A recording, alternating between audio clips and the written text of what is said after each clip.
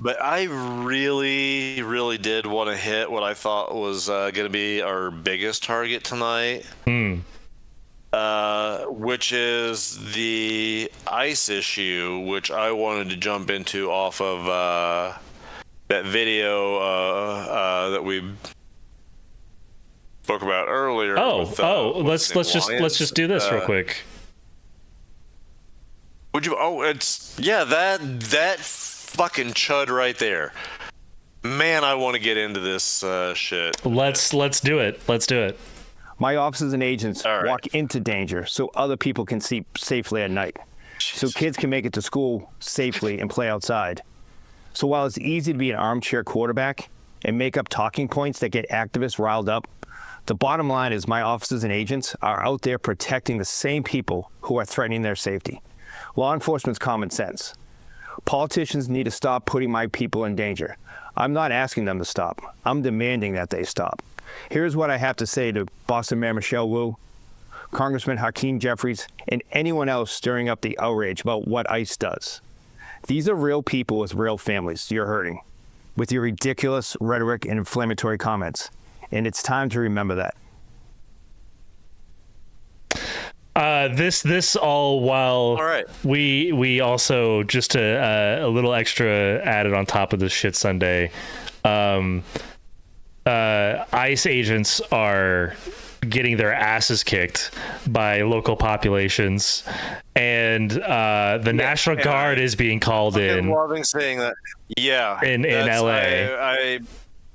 I saw that earlier when we were having some technical difficulties, and in fact, I was kind of saying some sing-songy shit about that because I happened to see it pop up on my phone.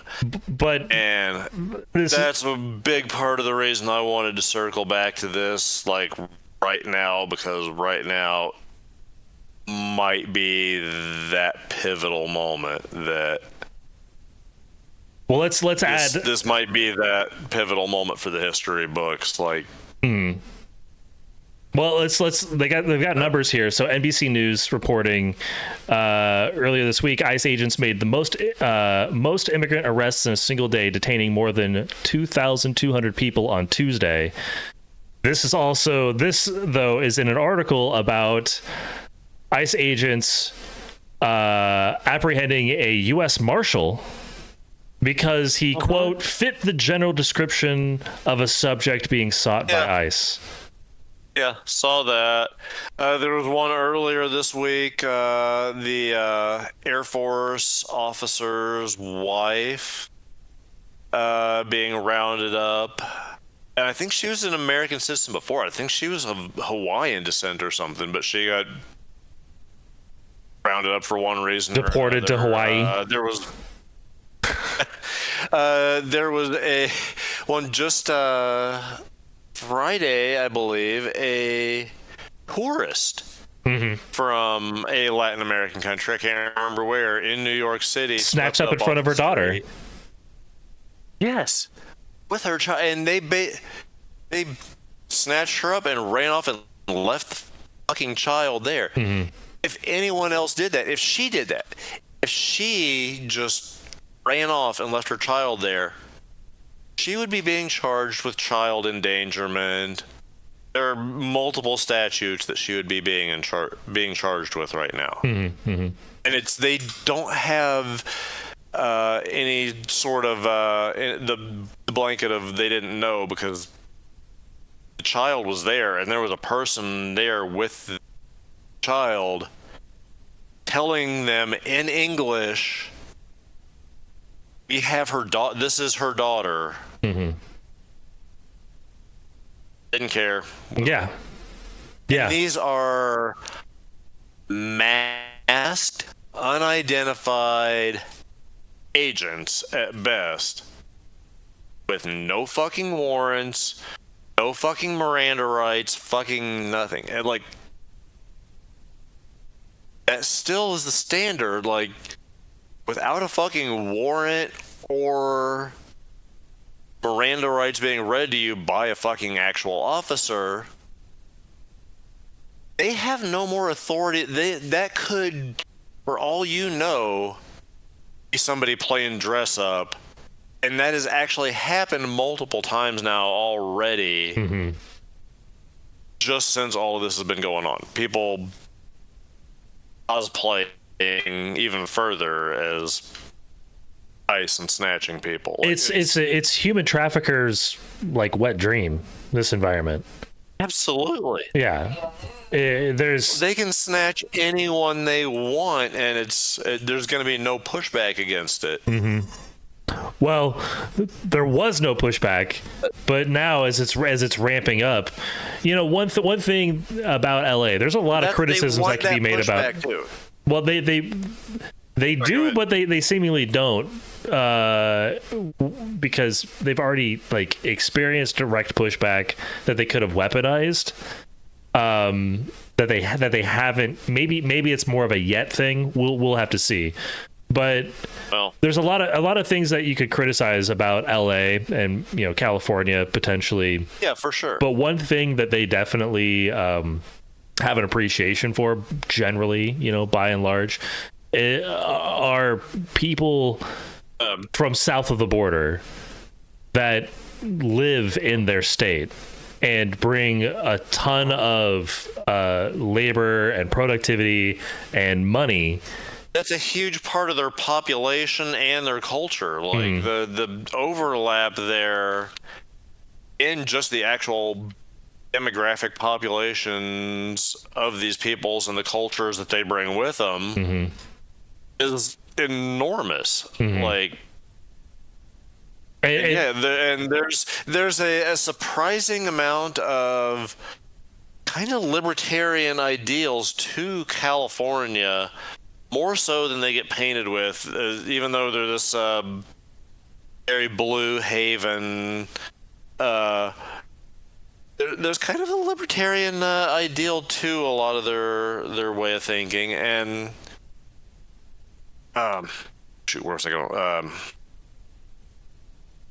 Anyway, never mind. Well, they're with that libertarian ideal, they're not going to be really all that concerned with like the specific legal status of the guy that lives down the street from them that they talk to every day, like their neighbors, the people that they see at the store, the people that educate their kids. The legal status of these people is not really a concern. And again, like I said, you could criticize a lot about California and LA, but when you start snatching up their neighbors out of the street, they will fucking throw rocks at your head.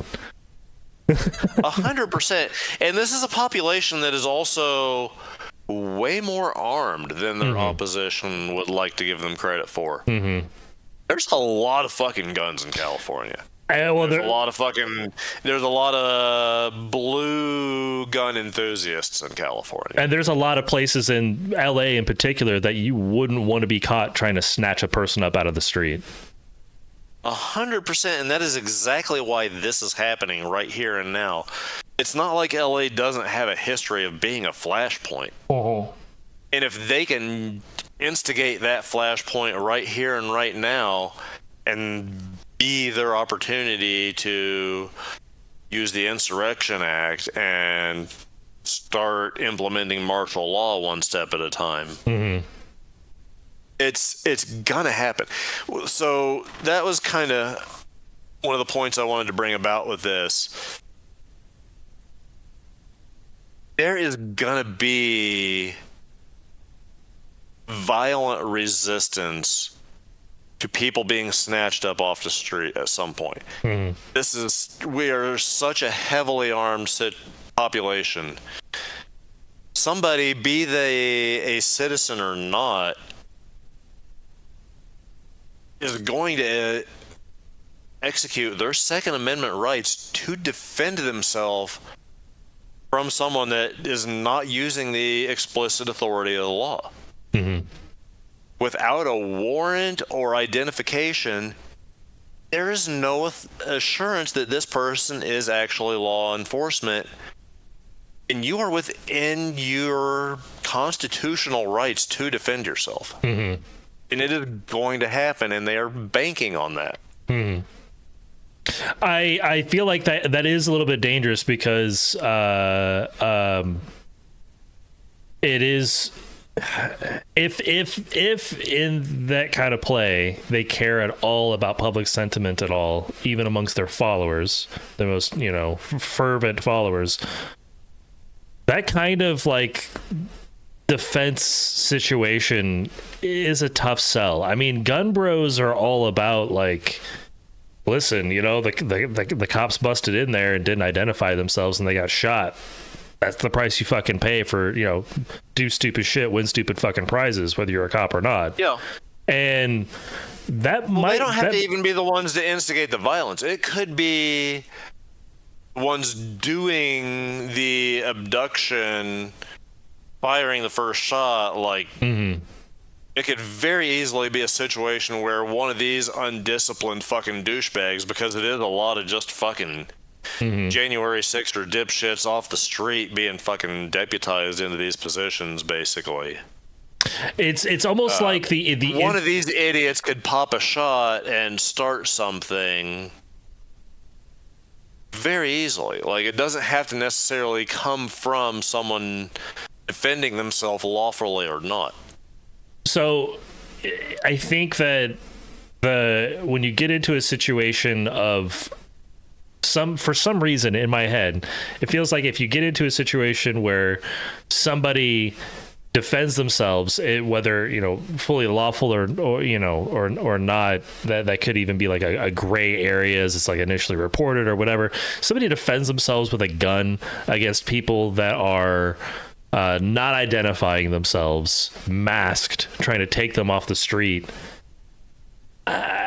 I feel like that is like the only situation that actually would turn Republicans to be like, man, I don't know, maybe we should chill with this ICE shit a little bit, because like if it was a white person doing that, if it's anyone other than someone that looks like me doing that, they're going to say, well, they're going to give the police the benefit of the doubt in that situation.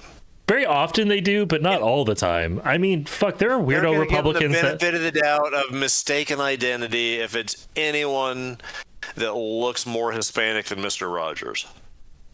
The difference, I think, is the second you start bringing in somebody defending their person with a gun.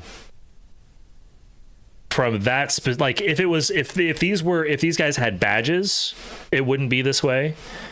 If these guys warrants, it wouldn't. If these you can't snatch someone off the street without a fucking warrant. Well, sure, but I'm just talking about from the perspective of like your random Republican gun nut chud.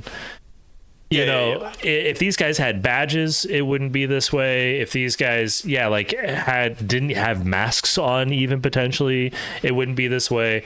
But given the specific optics of the situation and that it involves a person defending themselves with a gun, I feel like it hits like so specifically on the thing that keeps these assholes awake at night and buying more guns and ammo to stockpile for themselves. You would think so, but if that's the case, why didn't Philando Castile move the needle for him at all?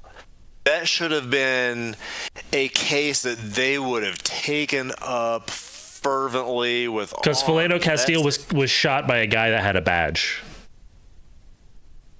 Yeah, that's different than the ICE situation that's going on. Yeah, but why did he not get picked up as a cause for this? Like, no, because of that. I mean, that's it.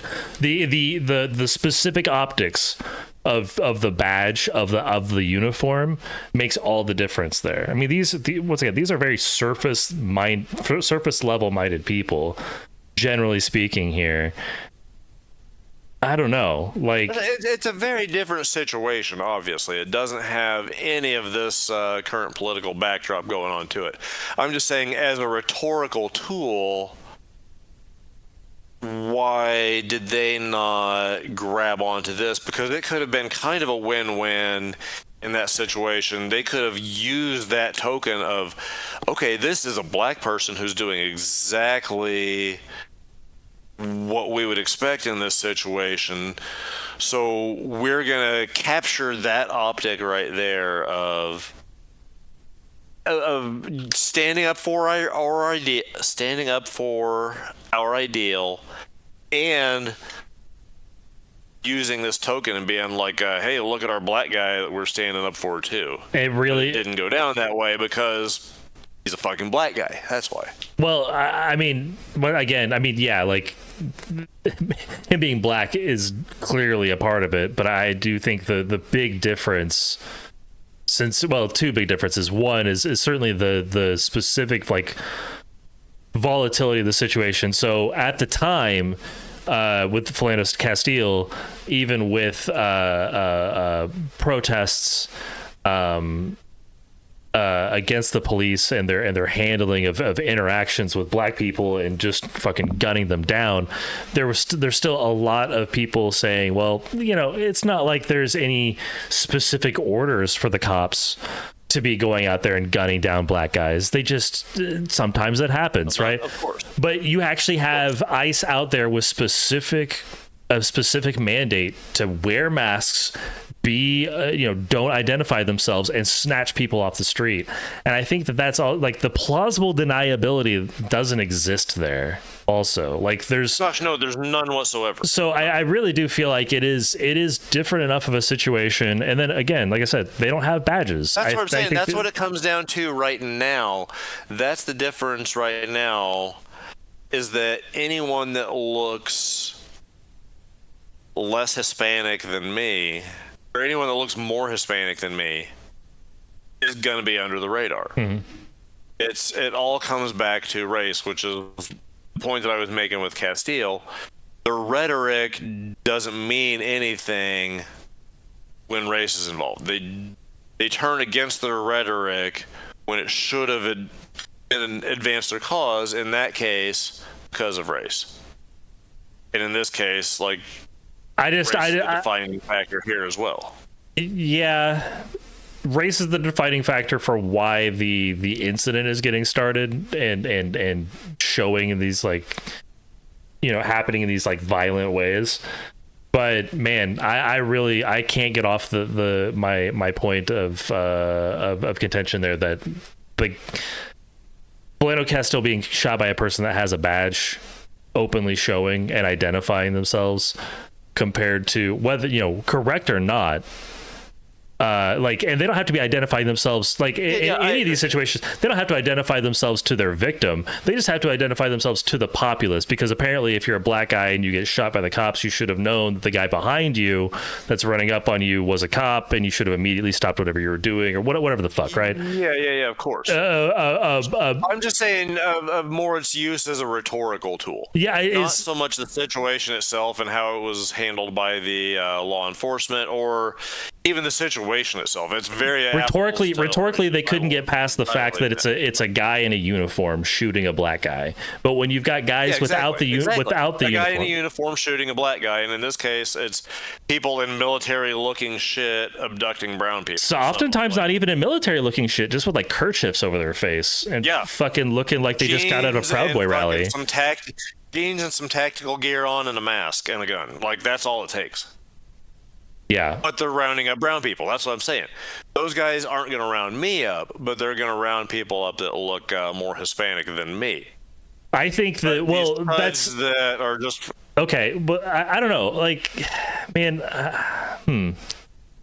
I get what you're saying, but I just feel like this is it's like enough of an optics situation that they're like, but my gun kind of takes over the buddy's brown.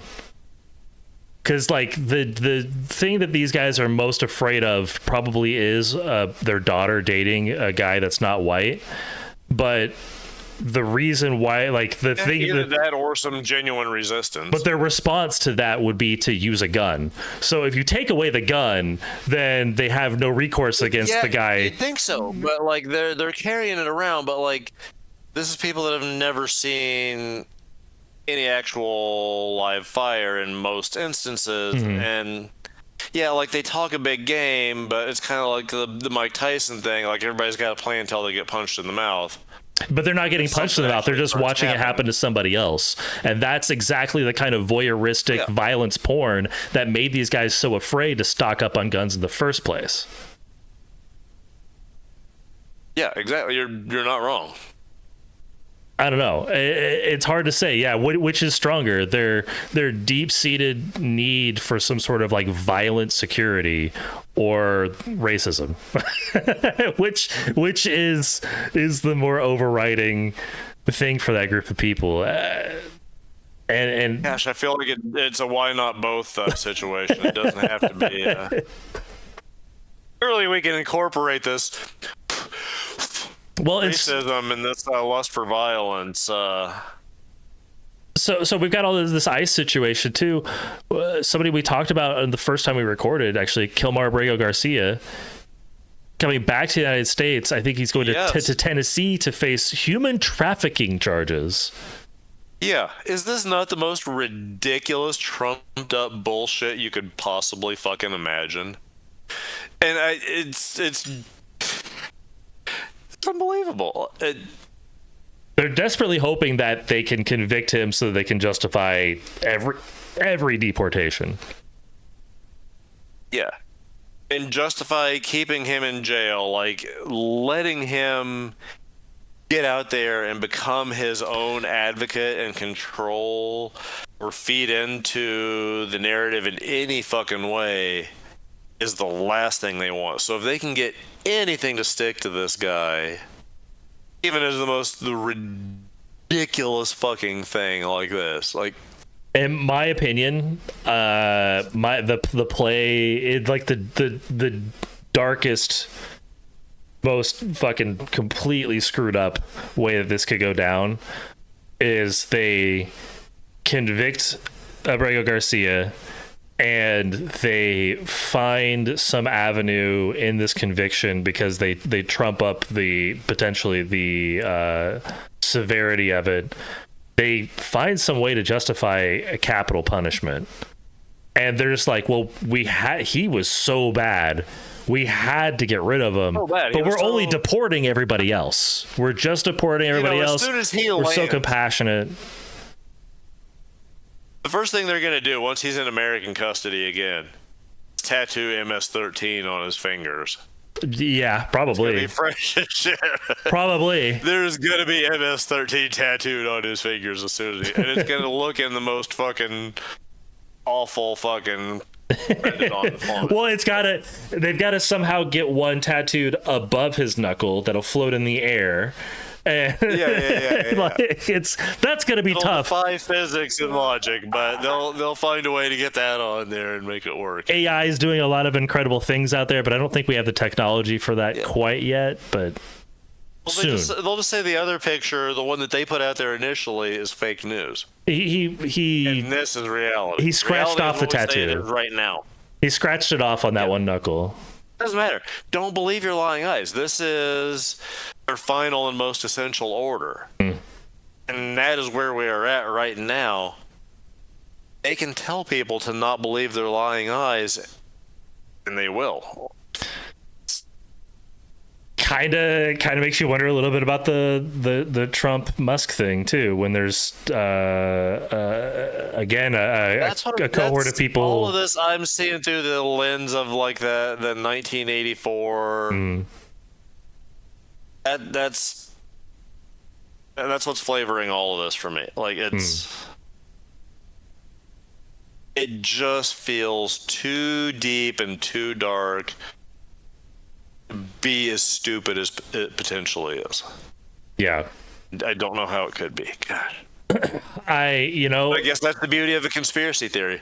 That's the beauty of thinking there, even if it's evil, that there's some orchestrated control to the universe versus just stupid chaos. Well, and it's the Carlin called that out a long time ago. Just you've got these people that have an overwhelming influence, and they don't have to work together like in this super overt sense where they like get together in secret meetings and plot out the course of the world. It doesn't take much for Congressman A to look at billionaire B and be like, well, he'd probably give some more money to my campaign if I said I was going to, provide some tax cut for his industry or whatever the fuck. you don't even have to actually do anything except for share a knowing nod at one like $10,000 plate fucking dinner. That's it. Like it doesn't take any actual communication because the game is so well worn. Yeah. You know.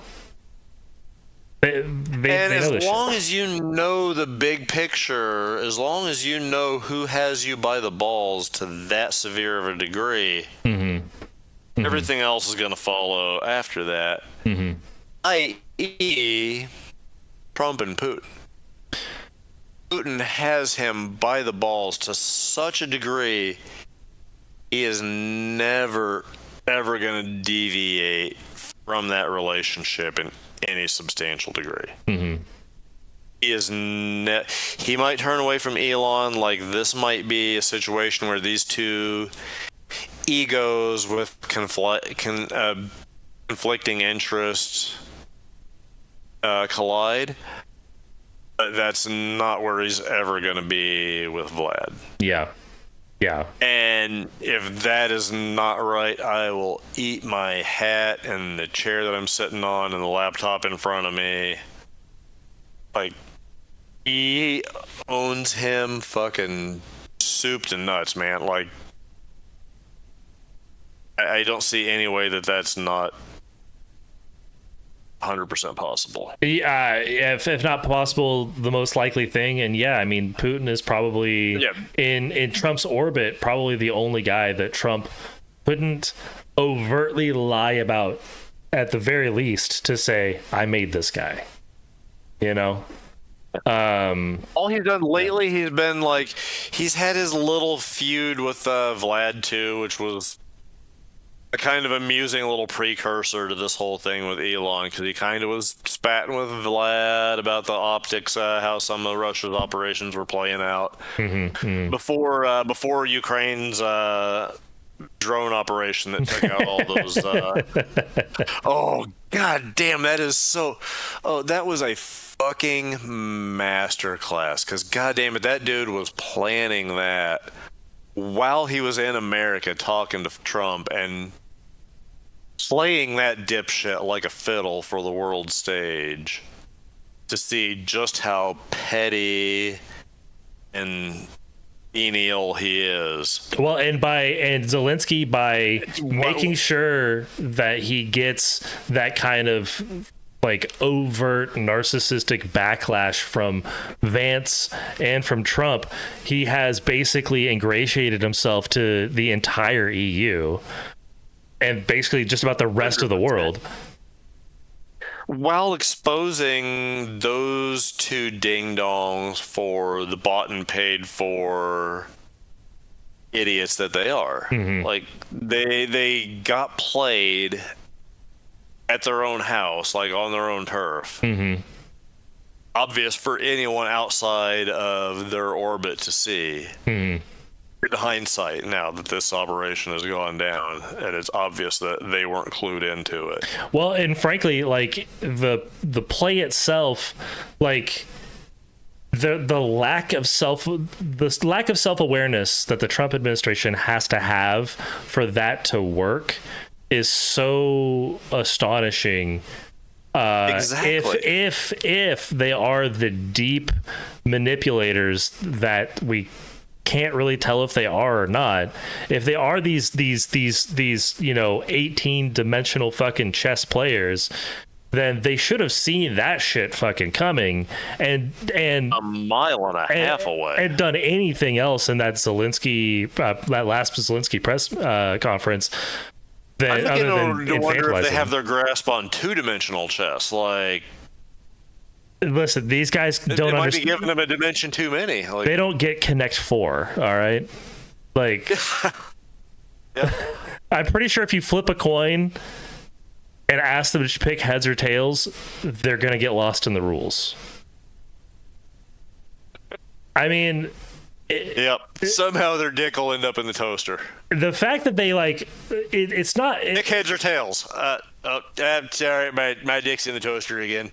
The reason why they succeed is more likely to do with just the outsized influence of the scale of money that they have to throw at this problem. I think that's really why they succeed in getting Trump elected, in anything that has to do with this bill and any other political machinations they have. The reason why they win is not because they're good at these things. It's because they want them and they're rich. Yes. And also, it cannot be ignored that there are, all of this aside that we've been talking about, there are some undeniably long-term thinking, well thought out plans that are in place. They're just not the ones of Trump or Elon Musk. Yeah, that's the It's the Project 2025, particularly Russell Vought, who's in the administration right now, is the true danger in all of this. Yeah. We can recover from Trump and Vance. We can't recover from their vision being fully implemented. Yeah. And he is quietly the largest architect and biggest influence and pusher for that right now, given his position inside the Trump administration and just the influence he wields within that circle. And that is the plan that's already in place. That's the plan that's been being formulated for all these years, that they've put all this time and effort into. We are seeing the end goal of being put into play and forming right now. It's what's happening before our eyes is the end goal of this machination that we have only all really recently learned about. Nobody before last year really, outside of very, very, very small circles, knew anything about Project 2020. So I disagree a little bit. Relatively small. I disagree. So Project 2025, a lot of the specifics, yeah, sure, absolutely. You're 100% right. A lot of the details. But this is Heritage Foundation shit that they've been fucking throwing at us for decades at this point. I disagree a little bit because this is not... People have been ignoring it real fucking hard. Until fairly recently. I mean, I might be short selling a little bit. Forgive me a little bit of hyperbole in that. But I think that there maybe hasn't been a widespread understanding of what the accumulation of all of these like Heritage Foundation and other related think tanks and political motivators, like political yeah, I will say motivators. Actually, I think it's actually movers and shakers. Yeah, exactly. Like, there's a couple other entities in that Heritage Foundation orbit. A couple other entities working in that same space, but it's Heritage Foundation, large, and Project for a New American Century, and a couple other, and even the what's Israel's big pack is also working. AIPAC. Yeah. So tangentially tied to it as well, I believe. So I think that people maybe weren't as cognizant of what the accumulation of all of that that influence and what the sum total of all of their like varying ideals come together, what it looks like all together at once. I do think that there was maybe not much of a widespread perception of that, but at least each of these things individually, like a lot of these things individually, the gutting of education, the inevitable death through these kinds of like constant chipping away at benefits and increases of the tax threshold of Social Security that is leading us to where we are. Like if people would have been cognizant sooner and faster, we wouldn't get to where we are. But it's been such a frog in the pot with the water slowly boiling that none of it just has been enough to shake people's attention at the time. Yeah, It's just been incrementally enough that once you've gotten to this point, this thing that's happening right now would have been unthinkable and earth-shattering back here, but there's been enough little incremental increases along the way that none of it feels like such a huge departure from where you were 2 days ago. I don't know. Some of it does feel like a huge departure. Even things that people like would agree with, like once again the ice raids. Yeah, but like, why isn't that getting enormous amounts of attention? Why isn't the fact that there are fucking I mean, it is. I mean, there are people in the decked out street. troops. There are people in the street, literally in armor, But mainstream throwing. media attention. Why is that not? Why is that not the biggest talk around the water cooler? Why is that not dominating news cycles? There are armed troops sweeping their way through a metropolitan area to round up illegals. Well, they don't want to. They Why don't want is that to not? because this fucking media Because apparatus it's doesn't been want to pass well- judgment. It doesn't Well, pass exactly, judgment because on these the media things. apparatus is part and parcel of it. They're the third wheel holding this little fucking stool up. They couldn't be where they are without the compliant media apparatus that they have. So there's that. The media isn't helping or saving us at this point. Yeah, I guess is what it all boils down to there. yeah. I mean, Not the mainstream, not the legacy media in any way. That is. yeah. Fortunately, it's still where you need to go to reach a huge chunk of the population. People my age and older, largely. Well, I mean, Democrats right now, I think they're dropping something like $20 or $40 million into trying to like basically manufacture virality in a way to like have outreach to young white males. So they're basically trying to make like their own Joe Rogan. And that's their, I think this is gonna end exactly how you expect, huh? and I think that's actually a little bit of a response to these media companies actually playing the non-judgmental, corporate middle so hard is that they like Democrats can't even get any traction with them, so they got to do their own thing, and yeah, they're gonna fucking fail spectacularly. They're gonna fail fucking spectacularly. Yeah, I can see exactly where this is going. It's gonna be just the dumbest, cringiest shit you can imagine. Either that, or they're just gonna throw it at Elon, because that's their boy. That's their reformed tech bro billionaire. God, please don't let it play out that way. This timeline has been so bad. We've gotten dumped on in every possible way that the worm could turn. And Jesus, like 2016 at the very least, if not a little bit sooner. I don't know when exactly the timeline broke from what felt like something normal to where we are.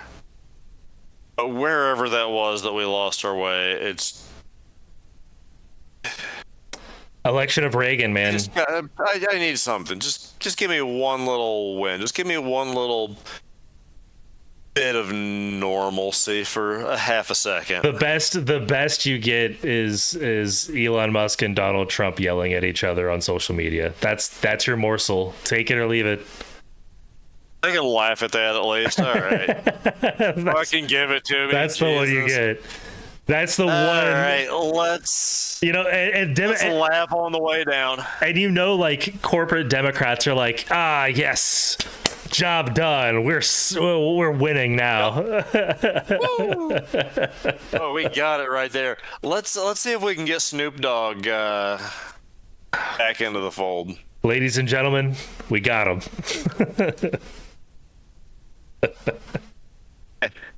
For the record, fuck Snoop. Oh yeah, fuck. Fuck that guy. Absolute Ate fucking Sunday. absolute fucking sellout. Like the biggest sellout probably of all time. I immediately deleted him from my Pandora, Spotify, anything where I might have been subscribed to him at all. Like, and yeah, it doesn't mean much. It's a tiny little act of fucking rebellion, but fuck it, I'm doing it anyway. Same reason I fucking almost immediately deleted having a Twitter account. I mean, not long after even getting one, just because that's when I got one because I needed it for whatever reason, and then Elon showed up and went fucking insane. So I'm like, okay, well, that was never worth having to begin with. I was an avid Twitter user before that happened. I hated it. I hated it before that. I used mine for two strategic purposes: shit toasting for catharsis, and following certain very like small niche journalists so that I could catch when they would drop a new article or a video on YouTube or something like that. And it's great for that. It certainly had a utility. I just hated it as an entity, so I never got into it. I mean, that was so far before the Elon era, and even when I was using it for just that shit, it felt gross. It still felt gross, but I was able to at least carve out one small use case that wasn't just like inundated with the worst fucking shit imaginable on social media. Just I feel that, and that's my exact same rationale for Facebook. And the only reason I had that is just so I could get into a specific community, because it was the only way to get into that specific community, and I wanted it for Lost and Found for getting my discs back. Yep, I was gonna say, I'm pretty sure that's and what helping getting disc backs to other people. That's the only reason I even have a Facebook this day. If I didn't need it for that, I would drop it in less than half a second. Because before that, I vowed forever to be the last man alive to not have a Facebook account. I mean, eventually I caved. I was like raised by my PCs that I've had over the years. So like when MySpace became a thing, it only made perfect sense to be along for that ride. And then Facebook was just a natural continuation of that process. So I was kind of like, in a lot of ways, I felt like I was kind of grandfathered into some of these social media apps, things like that. But once I see that. Once I kind of hit the point of being done, I was out. Into the tech in a little bit, in that like I grew up like learning how to do shit way back on kind of MS-DOS level stuff and pre-internet sort of computery shit, and then sort of went contrarian and tapped out after the early days of the adoption of the internet. Kind of like early 2000s, really sort of disengaged from that, due mostly to the rise of the social media culture. .com bubble really fucking hit hard. And all of that. Like, I hated Facebook out of the fucking get-go because they were so shady from the very beginning with people's data and information handling. And I hated them right out of the bat from that. And well, and everything. They're like something I was definitely ignorant to at the time, but it's come out to just be common knowledge. But the upbringing of Facebook, the advent of Facebook, like why it even exists, is some of the most disgusting fucking cliquish bullshit. Just gross fucking stupid frat boy bullshit. Yeah. Like, it's slimy date rapey culture fucking. Yep. Yeah. Rich, privileged, date rapey white boys. Yeah. Distilled. That's exactly what it is. Like, and now they run our government. Personified. Now they run our government. Yep. Which, yeah, speaking of date raping and running our government. Which one? Fucking all of them. God damn it, all of them. Why can? I've never understood that. Why is that such a fucking giant motivator for so many of these enormous assholes within our culture and our society and our gender? They're just motivated by none other than sticking their dick into something, ideally against its own will. Like, that seems to be just such a driving factor for a large percentage of our populace, and particularly our gender. Yeah, I mean, there's so much like weird social status built up around it. And it's like a place where you compete with other men, but you don't have to worry about yourself being like directly subjugated by them, like, you know, wrestling or something like that. Like, it's, you know, yeah, you're competing genetically. Well, and you can just lie too. I'm gonna You get could more of these young fillies, and I'm gonna win that way or whatever. Well, and you can just lie. That's the other thing too. It's like the easiest thing in the world to just lie about. Like, yeah, man, I'm having sex all the goddamn time with all these different women, and I definitely didn't pay for this woman in a bikini to hang out on this video that I'm making for Instagram. Nah, we banged. Archer where they all pretend. Yeah, I watched the episode of Archer where they all pretend like they had sex with Lana, and they all paid to say that they had sex with Lana, and they all know that they didn't get to, and that's what they were paying for. But they all pretended like they got to outside of that. Or they all went into that lie together. Or a name that I haven't uttered in a long time. Just look at any Dan Blazarian video. Or I guess now it's like Andrew Tate. Like, ew. What's a Dan Blazarian? Is it related to an Andrew Tate? To keep the that is a rabbit hole. Not worth going down, but to keep it very short and simple, he is kind of like a prototype of the modern alpha male influencer, precursor to an Andrew Tate. And lots of paying for actresses to hang out in swimsuits around him while he talks about, you know, his big dick money making ways. Yeah, that sounds about right. You know, lots of rental Lamborghinis.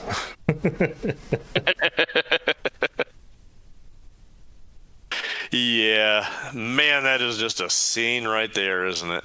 God.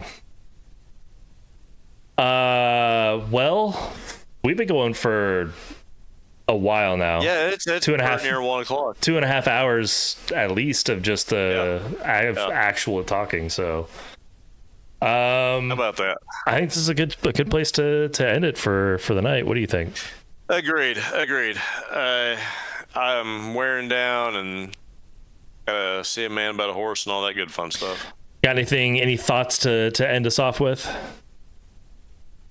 Aside from that crassness that I just mentioned for no good fucking reason,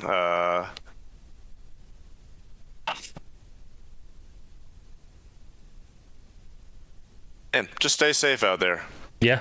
I'm worried things could get gross, but I'm also cautiously optimistic again that this shit could collapse under the weight of its own stupidity.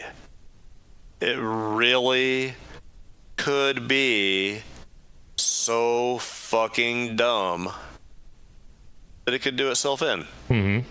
They could step on their own dick so hard just to ruin everything that they've worked for and allow some sort of sanity to try and correct and bring us back toward a normal world. Mm-hmm. Possibility still exists. It's not impossible for sure. It's not impossible. So stay safe out there, stay positive, get involved wherever possible. That's got to be the message still at this point. Get involved whenever, wherever. Coming up, I plan on going to local pride event slash whatever is going on with it. There's also other political events tied in to that day, but I plan on throwing my support behind that because it's something honestly that I haven't done. I've never gone personally to a pride event, and I feel like that's a community that needs support from its allies now more than ever. So if I can go there as an ally and lend my support, if it's not needed now, then when? So Yeah. that's my advice. Do what you can to help end this insanity and bring about a normal world again. Yeah. What do you got on that? I mean, I couldn't agree more. Definitely, yeah, stay safe out there. Keep an eye on, the movements of ICE agents, U.S. Marshals, people like that might be out there. Just be aware and be careful, especially if you have ever written anything about political views that might be contrary to that of the administration. If you have any sort of like questionable protect yourself digitally in any way that you can. Yes, protect yourself. I'm glad that you did bring it back to the ICE agents and stuff, because I wanted to bring that back up again, and because this is what is having an effect in real time on the ground, is people jumping up in the moment and reacting and pushing this shit away and flexing the power of numbers of people. And man, and I know it's scary, it's terrifying sometimes to jump up into that moment. But this is the moment of history. This is that moment in time, if there ever was a moment to put that fear aside, to jump up and do what is needed to be on the right side of history. It's right now and in that way. And to that end, I carry a red card on my person at all time. I keep one in my wallet, and I keep several of them in my car, and I keep them in my wife's car. If you're not familiar with that, it is a card. Typically, they're printed in red, and it's done in either like a 3x5 cardstock or in like a wallet size, A business card size. and it lists business card, and it lists what your rights are with regard to law enforcement, any sort of detention, your rights as a citizen, not just as a citizen, your rights as a person in this country, your due process. And it has that in English on one side and in Spanish on the other. And that's just a handy guide for whether you are citizen, non-citizen, whatever your status is. Those are your rights as someone within our jurisdiction. So one, it's good to have it just to be able to protect your own rights, but also if you see shit going down, if I see anything going down in front of me, like if I know that there is ICE prowling around, I'm going to be yelling from the top of my lungs to anyone that might be interested, hey, there's ICE coming around, whatever. Or if I see people that this could pertain to, like, these are your rights. Know this. Use this right now. And I will be here to help you use this if need be. But these are your rights. no one has the right to pick anyone off of the street, period, unless you have a warrant or that person has committed a crime and you are a uniformed law enforcement officer. No one has that right to take you. And if there are people that are willing to stand up and say, no, you do not have the right to take these people, they know that they don't. That's why they back down in these situations where citizens stand up. That and this is where, as white people, we have to use that privilege that we have right now to protect those around us, because we do. Like, the worst thing that's going to happen to me is me and you. We're going to get locked up and have some charges thrown against us. Nothing that's going to put us away. I mean, we're going to have some fucking resisting arrest charges or whatever, some dumb shit like that. And if that's the worst price we ever have to pay, fucking so be it. Right. Yeah.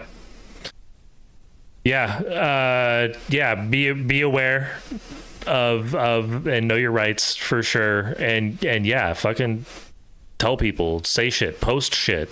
If you see fucking people, patrolling around in your neighborhood or whatever, if you are in any kind of like Facebook group, whatever like that, and you feel comfortable, again, stand up in whatever way you can. Whether it's in person, live on the street, or digitally in any of these ways, via social media, stand up in whatever way you can. Lend your support now, because history is calling. History is looking at us all right now. Yeah. And yeah, getting involved, of course. And, June 14th, Donald Trump's birthday, No Kings protest, 50 states. Yes. Get out there. Just go. Yes. Just go. I mean, I don't, absolutely. There's no, unless you physically cannot be there, you should be there. Yeah. This is an all hands on deck moment. Yeah. Yeah. Past that, I mean, the only other thing I could say too is, even if everything, like what we talked about tonight with the Musk and Trump thing, for example, even if all that is totally sincere and these two are fighting and feuding, it is still to some degree a distraction. There are other things happening, and there are other things that are going to be more impactful on your immediate future that are happening right now. Be aware of those things. Educate yourself on those things. Talk to people about those things. Talk to your family. Talk to your friends. Talk to your coworkers.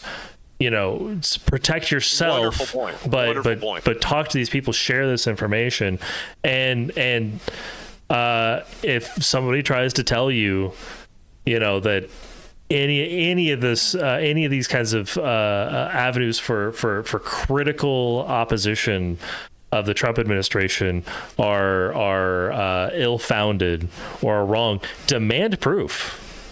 Make these people that want to naysay your positions on these things, make them show up with evidence. Put make up or them, shut up. Yeah. Provide, bring some fucking receipts. Yeah. And be ready, because the battles are physical, legal, emotional, spiritual, intellectual.